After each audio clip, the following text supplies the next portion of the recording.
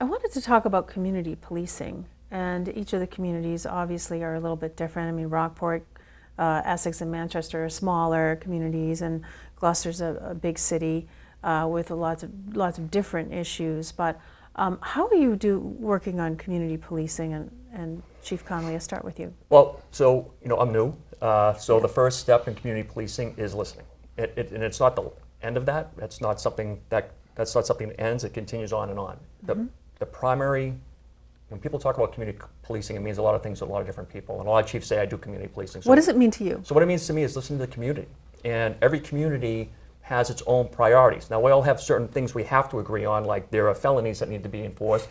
But in some communities, shopping carts on the streets are the major concern for that particular neighborhood. In some communities, such as here in the summertime in Gloucester, beach traffic is a #1 priority.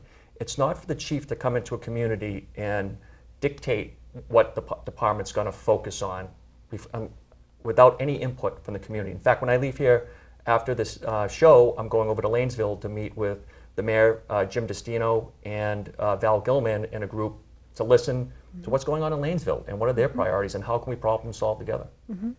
Chief I mean, I think it's part of our mission and the things the goals that we've set when Chief Conley was there, is we're continuing on moving forward with exactly listening to the public and working with the youth of the town.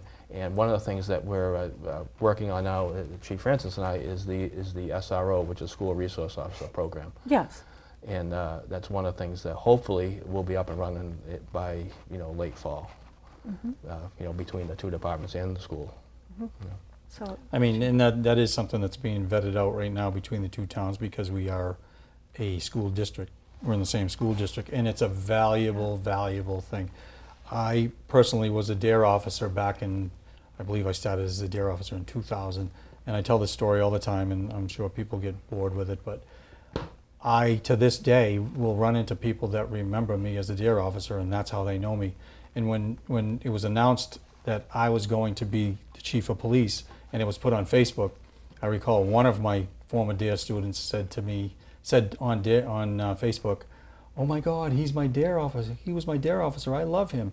And I mean, it's just stuff like that that just makes you feel good, and you realize you had an impact on the children, the kids, and that goes a long way.